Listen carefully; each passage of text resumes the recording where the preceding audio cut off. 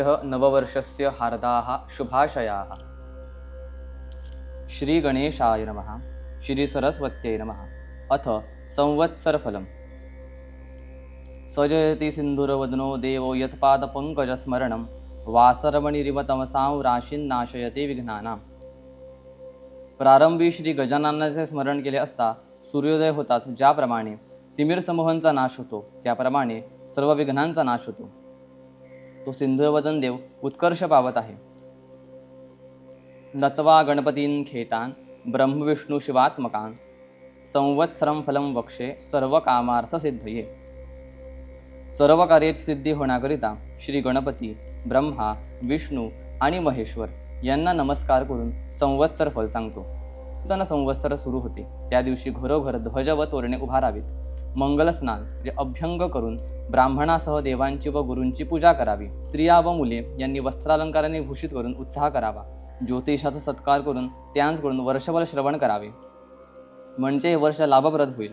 प्रथम मंगलस्नान करून अमृतापासून उत्पन्न झालेल्या कडुनिंबाच्या कोवळ्या पानांचे चूर्ण करून पुढे सांगितल्याप्रमाणे भक्षण करावे, म्हणजे व्याधींचा नाश होऊन सुख, विद्या, आयुष्य व लक्ष्मी हे प्राप्त होतात। मिरे, हिंग, मीठ, ओवा व साखर यांच्यासह पुष्पासहित कडुनिंबांच्या कोवळ्या पानांचे चूर्ण चिंचेत घालून रोगशांती होण्याकरिता भक्षण करावे। पंचांगस्थ गणपतीचे, ब्राह्मण व ज्योतिषी यांचे पूजन करून याचकांना यथाशक्ती दानदिकांनी संतोष होऊन मिष्टान्न भोजन घालावे। नाना प्रकारची गीते, वाद्ये व पुण्यपुरुषांच्या कथा ऐकून दिवस घालवावा, म्हणजे संपूर्ण वर्ष सुखाने जाते।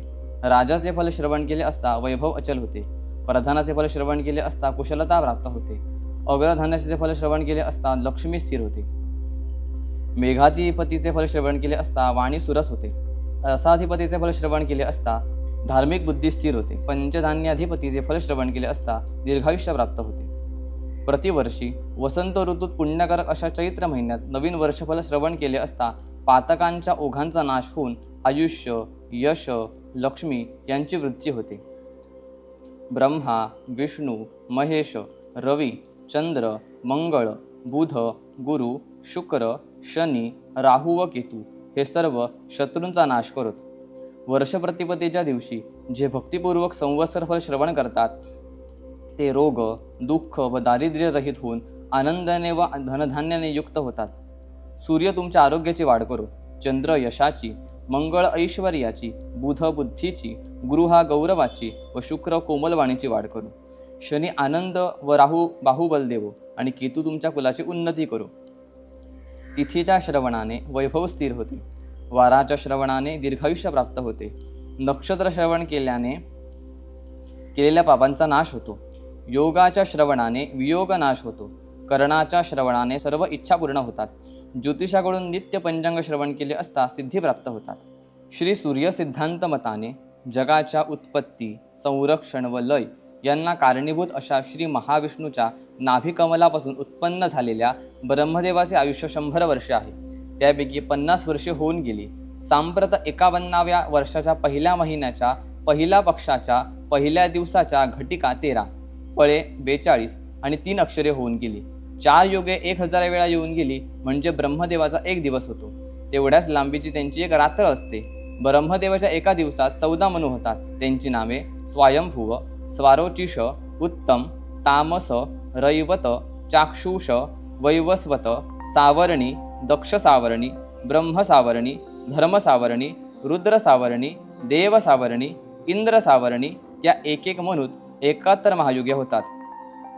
एका महायुगाची वर्षे 43,20,000 आहेत, त्याप्रमाणे चाक्षुषपर्यंत होऊन गेले आहे। चालू असलेले वैवस्वत मनवंतर 7वे आहे। वैवस्वत मनवंतरातील 27 महायुगे जाऊन 28वे महायुग चालू आहे। कृतयुगाची वर्षे 17,28,000, त्रेतायुगाची वर्षे 12,96,000, द्वापारयुगाची वर्षे 8,64,000, सांप्रत चालू असलेल्या कलियुगाची वर्षे 4,32,000। कलियुगामध्ये 6 शककर्ते आहेत।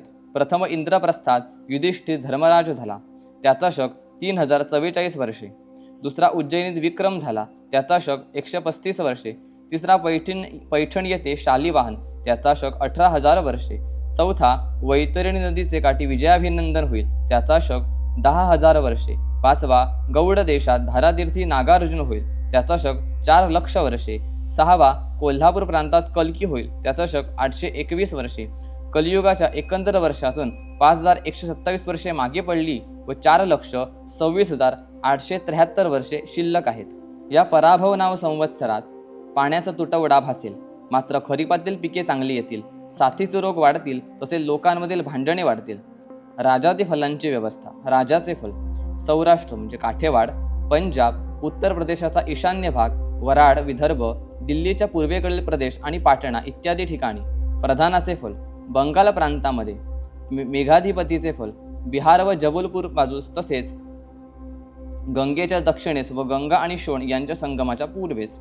धान्य स्वामीचे फल. गुजरातमध्ये आर्द्रा प्रवेशाचे फल. विंध्य पर्वताच्या दक्षिण भागी. रसाधिपतीचे फल. कोकण, मध्य प्रदेश आणि राजस्थान यामधील भूभाग. अर्घेशाचे फल. आंध्र प्रदेशात.